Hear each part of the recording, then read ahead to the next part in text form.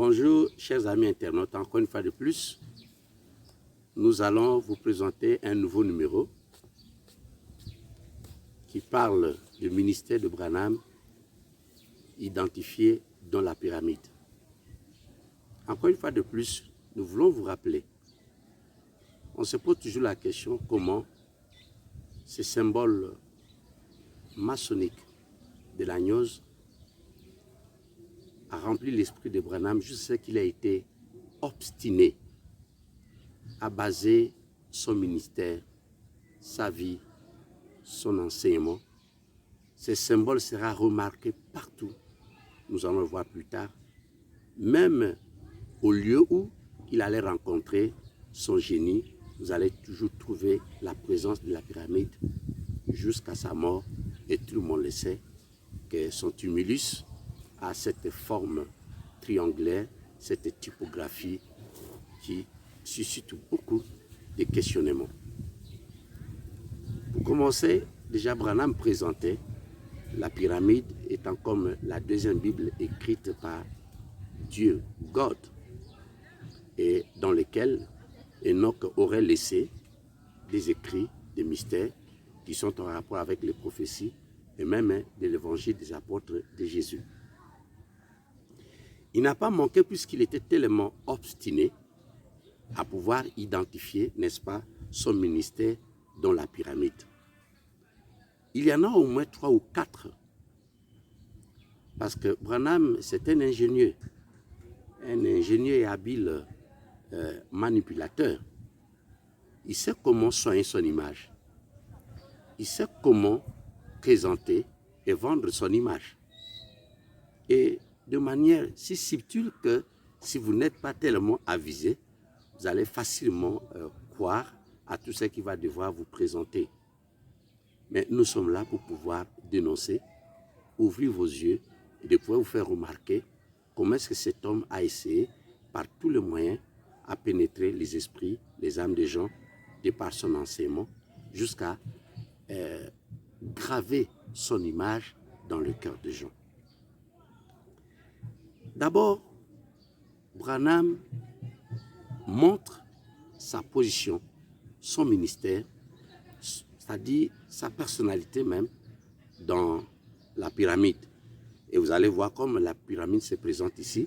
C'est le schéma là qui se trouve pas sur la pyramide qui est sur les $1 américain, mais c'est dans la pyramide antique qui se serait construite selon Branham par Enoch, le fils de Caïn probablement, et dans laquelle il y a maintenant des marches, des schémas et quelques particularités que Branham utilise comme le point mystérieux pour pouvoir, n'est-ce pas, identifier et positionner son ministère dans cette pyramide qu'il appelle lui-même aussi la deuxième Bible. C'est pour pouvoir confirmer tout court qu'il est dans la Bible. Alors nous allons très rapidement vous présenter la première mission, comment est-ce que Branham est identifié dans la pyramide. Il est là pour introduire les initiés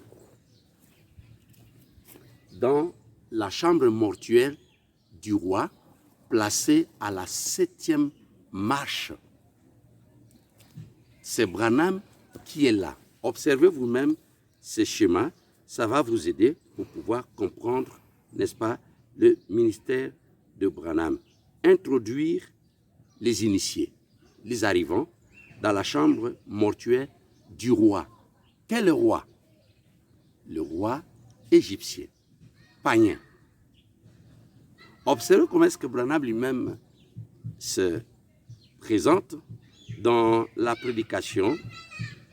La demeure future de l'époux et de l'épouse terrestre, prêchée le 2 août 1964. Commençons d'abord par au paragraphe 111 à 112. Observez comment nous allons lire comment Branham se présente étant comme tel. Il dit ceci. Je commence d'abord par le paragraphe 111. Il dit « Enoch et les autres l'ont construit. Et il y a des années, et elle est là comme symbole, exactement comme le soleil se lève et se couche, exactement comme l'arbre laisse tomber sa feuille et elle revient ensuite comme le poisson et les bêtes et tout le reste. C'était un symbole. La pyramide est là comme symbole. 112. Allez dans la chambre du prophète et observez bien les 7 marches où le garde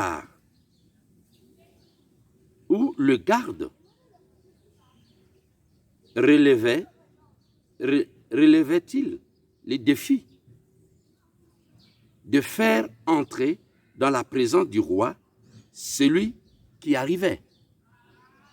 En haut de marche, c'était à la 7e marche, ce qui nous montre que nous devons en arriver de nouveau au même esprit qui était sur Jean. C'est lui qui présente le Messie. Il était plus grand que tous les prophètes et c'est lui qui présente, et c'est lui qui l'a présenté. Et nous devons en arriver là, de nouveau à quelque chose qui va présenter le Messie. Et nous savons, dans les diverses déclarations de Branham, que son ministère sert à nous présenter le Messie au monde. Nous ne voulons pas vraiment entrer en profondeur pour se poser la question de quel Messie s'agit-il, mais néanmoins, dit-il que son ministère serait semblable. Et l'esprit, le même esprit qui était dans Jean, serait aussi en lui pour réaliser la même mission. Maintenant, il montre que cette mission-là aussi était inscrite dans la deuxième Bible qui est la pyramide d'Enoch qui se trouve en Égypte. Et là, il parle de cette marche identifiée aux 7 âges imaginaires de l'Église qu'il a toujours parlé dans ses différents sermons et jusqu'à en faire un exposé à ce sujet. Et la 7e marche, c'est là où se trouve un gardien. Et ce gardien dont il parle, c'est lui-même qui doit recevoir les initiés et les introduire, pas dans une chambre de quelqu'un qui est vivant, mais c'est dans une chambre mortuaire, là où se trouvent les sarcophages et les momies des rois égyptiens. Comment pouvez-vous, c'est-à-dire imaginer que le ministère de Branham sert à introduire les initiés dans une chambre d'un mort? Je ne sais pas si vous amène réellement à la vie. Il ne vous parle pas d'un être vivant qui est là. C'est une momie. Ce sont des ossements inertes qui ne peuvent donner la vie ni sauver. Mais Branham s'arroge de cette mission importante de pouvoir amener ses adeptes. Il faut que les adeptes se rendent compte où est-ce que Branham les amène. Ce n'est pas moi qui le dis. Et il y a un défi à relever. C'est-à-dire, il doit vous poser la question, vous devrez avoir le mot de passe qui vous permettrait maintenant de pouvoir accéder à la chambre passant par le gardien.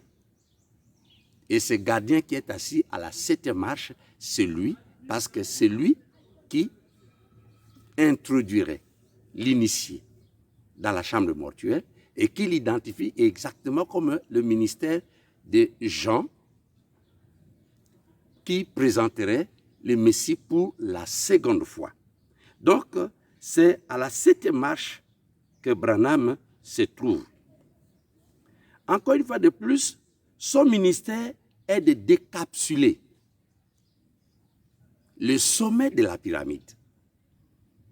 Alors, de quelle pyramide parle-t-il? Encore toujours la même confusion. Là, ce n'est plus la pyramide de l'Égypte. Tantôt, ça ressemble à la pyramide de l'Égypte. Tantôt, c'est la pyramide qui se trouve sur le billet de $1 américain. Et Branham reçoit une très grande et importante mission de pouvoir décapsuler la pyramide, afin de faire voir maintenant à ses initiés, à ses adeptes, les mystères cachés dans la pyramide. Et là, pour pouvoir se justifier, il va se servir d'un songe de Junior Jackson. Je ne veux pas vraiment revenir ici parce que je sais qu'il y a eu beaucoup d'hommes, des gens qui nous ont précédés dans ce message, qui ont été des pasteurs et qui sont sortis du système.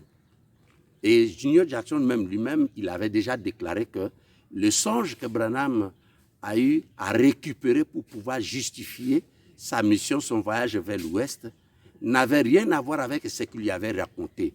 Branham a affabulé et il a l'amplifié et lui a donné même une certaine forme qui ne ressemble pas du tout au songe de son auteur. Avec beaucoup plus de respect, Junior Jackson n'avait pas manqué de pouvoir réagir. Mais malgré tout ça, les adeptes de Branham ne savent pas que Junior Jackson avait reproché sévèrement William Branham et l'avait fait découvrir ses mensonges. Mais malgré tout, les gens n'ont que ce que Branham a dit, mais n'ont pas la réaction de Junior Jackson. Alors, observez maintenant comment est-ce que ces rêves récupérés par Branham est présenté de manière attrayante. C'est comme si Junior Jackson, dans ces rêves-là, valide même la plus grande mission de Branham, celui de décapsuler le sommet de la pyramide.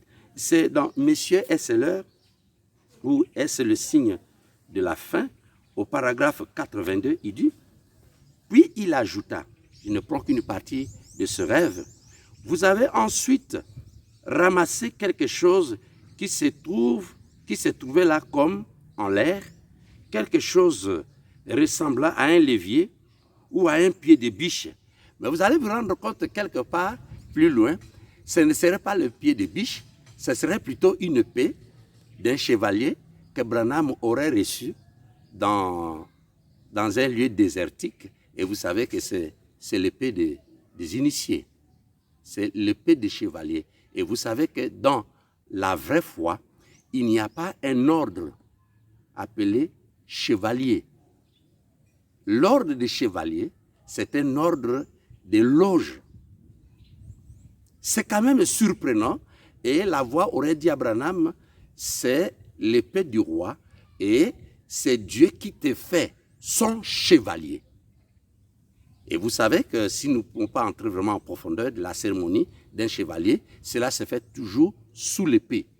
Et voilà l'épée qui aurait été donnée par William Branham, mais nous savons qu'il n'y avait jamais eu une telle chose parce que Branham fait plutôt référence à la légende de l'épée d'Arthur.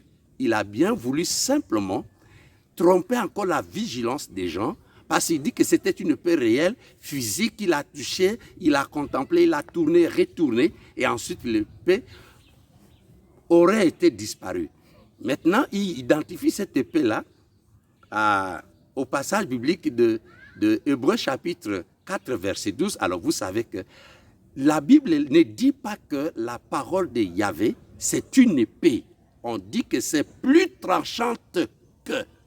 Ce n'est même pas une ressemblance. C'est plus tranchante que nos glaives ici. C'est-à-dire qu'on ne peut même pas les comparer. Et Branham dit que c'est l'épée qu'il avait reçue. Encore une fois de plus, pour votre connaissance, comment la parole qui est spirituelle peut devenir physique comme une épée. Encore une fois de plus, ce ne sont que des affabulations. Et si vous êtes dans la secte branhamiste, on est en train de vous rouler dans cette histoire-là et de remplir votre esprit de fables, des imaginations, et ça crée quelque chose comme si vous étiez devant quelque chose de vrai, pendant que lui-même, il souffrait de la mythomanie. C'était un homme qui disait même de mensonges, mais avec tous les sérieux et réalisme possibles. Parce que si on lui posait la question, d'où provenait cette... On dit l'épée du roi. Quel roi? Quel roi? Et comment l'épée devient physique et puis disparaît. Or, le levier dont il est question ici, c'est cette épée-là qui servira maintenant à trancher, n'est-ce pas, le sommet de la pyramide pour montrer, selon le rêve récupéré de Junior Jackson, Il va montrer maintenant à ses adeptes les choses cachées. C'est un ministère très important. Je crois que cet homme connaît soigner son image et de frapper de manière figurante les esprits des gens pour pouvoir, n'est-ce pas, montrer la valeur de son ministère et surtout de sa mission. Alors, je continue à lire. Il dit, puis il ajouta, vous avez ensuite ramassé quelque chose qui se trouvait comme en l'air, quelque chose ressemblant à un levier ou à un pied de biche. N'est-ce pas, frère? Quelque chose comme cela, un pied de biche très effilé. Et vous avez dit, comment vous l'avez fait? Je ne sais pas. Mais vous avez frappé le sommet de cette montagne, l'avez coupé tout autour et vous en avez soulevé le capuchon. Et il était en forme de pyramide. Et vous avez complètement détaché le sommet. Or, c'était des mois et des mois avant que le message sur la pyramide fut prêché. Et il dit, là-dessous se trouvait la pierre blanche du granit. Et vous avez dit, le soleil ou la lumière n'a jamais encore brillé là-dessus. Venez regarder, observez ceci. Vous allez maintenant vous rendre compte que le ministère de Branham, prenant cette épée-là, décapsulée, parce qu'il y croit réellement que dans des pyramides-là, God avait gardé des secrets. Et ces secrets-là n'attendaient que lui. C'est lui seul qui devrait le révéler. Vous devrez comprendre ça comme ça. C'est-à-dire, pour connaître Branham, il faut comprendre son langage. Ce n'est pas simplement en lisant comme ça que vous le comprendrez. Il faut d'abord le connaître au fond et sa manière de s'exprimer. Alors, quand il dit cela, il est en train de se graver dans ce qu'il déclare ici. Il y témoigne que c'est un ministère désigné, préparé.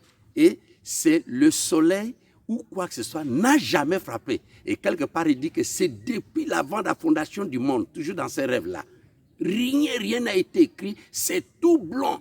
Et lui, il est venu, il a commencé à interpréter ce qui était écrit. C'est exceptionnel. Qu'est-ce que Branham interprète? Il interprète la deuxième Bible, pas notre Bible que voici. Pas ça, j'ai dit, c'est très différent. Il interprète la Bible maçonnique, il interprète la Bible ésotérique, il interprète la Bible des gnoses, qui lui donne à ses serviteurs, à ses adeptes, à ses lieutenants, comme révélation, et que lui seul ait reçu de God l'habileté, la possibilité de pouvoir révéler ces choses que personne. Et il commence à parler de ces mystères-là depuis la Genèse jusqu'à l'Apocalypse. Je crois que c'est une grande mission. Mais au fond, vous allez vous rendre compte que c'est du sable mouvant. Nous avions roulé beaucoup de gens dans ces histoires-là. Nous sommes sortis pour pouvoir avertir les restes qui sont prêts à mourir et qui sont prêts à s'engager dans cette voie lugubre dont le fond est tellement amer et misérable. Autre mission importante, c'est, n'est-ce pas, interpréter. Interpréter maintenant ce qui était caché. Il ne va pas simplement décapsuler. Il doit maintenant interpréter les choses qui sont cachées. Dans Monsieur Seller, nous allons lire très rapidement, au paragraphe 128, vous remarquerez, avant que nous revenions sur la partie laissée, comment Branham est là, en train d'interpréter maintenant les choses cachées qui sont dans la pyramide. Il dit ceci dans Monsieur Esseler, comme je l'ai dit tantôt, au paragraphe 128. Il dit ceci. J'ai eu un songe. Là, je reviens maintenant un peu au début. Ça, c'est Junior Jackson qui dit. Et c'était là Je suis resté tranquille, j'ai écouté et observé. J'ai relevé qu'il y avait une grande colline entourée d'une belle prairie verdoyante. Au sommet de cette colline, où l'eau avait raviné le sol, il y avait un rocher qui formait comme le sommet de la montagne. C'était du rocher. Il n'y avait pas d'herbe. L'eau en coulait et avait gravé de sortes de caractères sur ces pierres. Et vous étiez là en train d'interpréter ce qui était écrit sur ces pierres. Nous, et voici comment il a raconté, et le frère de Georgie, et ceux d'ailleurs, nous tenions là, vous écoutant interpréter cette écriture mystérieuse qui se trouvait sur le pied de cette montagne. 129. Puisqu'il ajouta, vous avez ensuite ramassé, comme je l'ai dit, et au paragraphe 61, il dit, puis la nourriture dans ces petits bâtiments. Je ne suis pas allé outre-mer. Là, il interprète maintenant les songes, mais je suis revenu à ces petits bâtiments et nous avons fait des douzaines de bandes sur la pyramide et c'est pour montrer aux gens l'heure dans laquelle nous vivions. Voici comment Branham est en train de vanter son ministère et il dit maintenant, quand il est parti à l'ouest, au retour maintenant, il a apporté l'interprétation des choses que l'eau claire là avait graviné sur le rocher. Et ce serait le message qu'il va donner, appelé dans un enseignement intitulé « La révélation de Setso », qui n'est rien d'autre que le plagiat du livre de Charles Taze Russell. Cet homme-là, quand il disait qu'il médite, il prépare, il se consacre, il ne se consacrait pas. Il prenait tout son temps de lire les écrits des autres et de pouvoir peut-être faire la synthèse et d'amener cela comme des révélations. Ce ne sont pas des révélations, c'est que Branham me dit, c'était des déjà dits. C'était des déjà dits. Ce sont des choses qui ont été déjà parlées, écrites par les autres, et ils pouvaient en faire des synthèses pour ne pas citer nommément les auteurs, et en faisaient maintenant comme une propriété privée qui est rien d'autre qu'une malhonnêteté intellectuelle.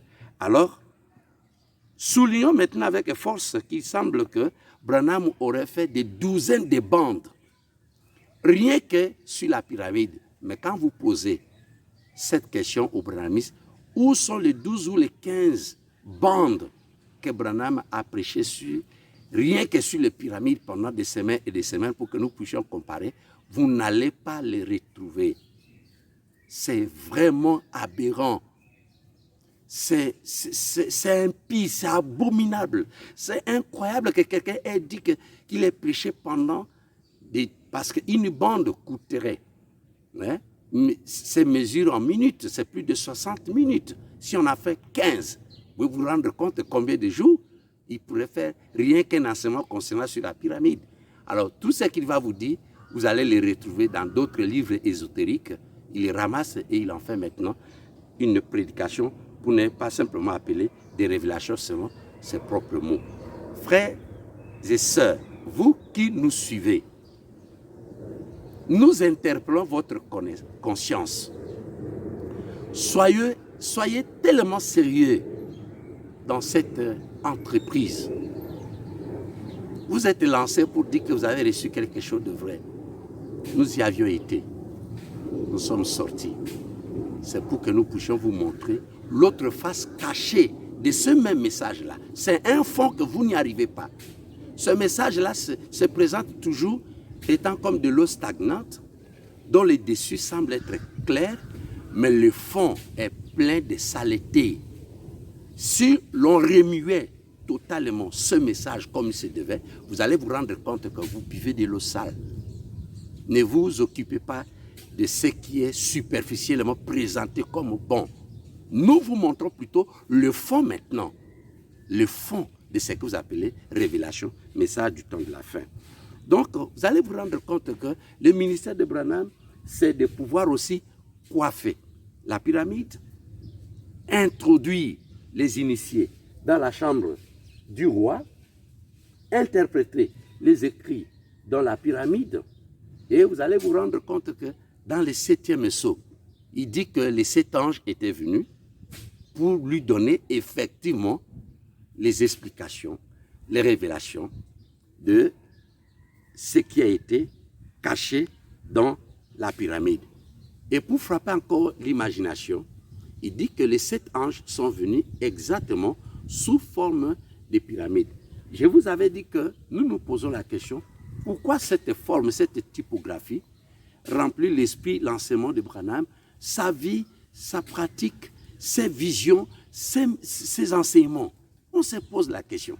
Donc, ces 7 anges, ce serait venu sous forme de pyramide pour lui donner l'interprétation de ce qui était dans la pyramide. Et les 7 anges-là, c'était exactement les mystérieux anges qui cachaient le mystère de ce qu'il lui avait déjà interprété dans le songe de Junior Jackson. Frères et sœurs, nous sommes sérieux. Nous vous invitons à prendre conscience du danger de ce message et surtout vous qui continuez, n'est-ce pas, qui continuez à enseigner à d'autres ce message frélaté. Dans Matthieu 16, Yeshua a dit, gardez-vous des enseignements des pharisiens et des sadducéens.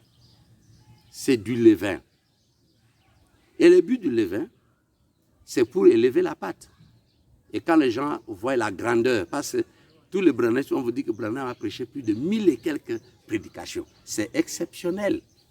Mais si vous prenez les 1000 prédications, multipliez par le nombre d'années qu'il a fait sur la terre, vous allez vous rendre compte que c'est insignifiant. Il est des gens qui ont prêché plus que ces messieurs-là. Plus que ça, qui ont donné leur vie et qui ont démontré par tous les moyens la vérité. Voilà pourquoi vous devrez maintenant prendre garde de ce que vous dites, au risque de pouvoir aussi induire plusieurs personnes en erreur et désengager dans une voie obscure dont la finalité ne sera pas heureuse pour vous. Frères et sœurs et amis internautes, encore une fois de plus, je vous remercie de pouvoir donner de votre temps pour pouvoir écouter et suivre ces numéros. Et nous allons continuer encore pour d'autres numéros intéressants qui vous seront toujours présentés par le même auteur, M. Jean-Richard Sosia, et au plaisir de pouvoir vous rencontrer au prochain numéro. Portez-vous bien, qu'Adonai, le Père de Yeshua HaMashiach, vous bénisse richement.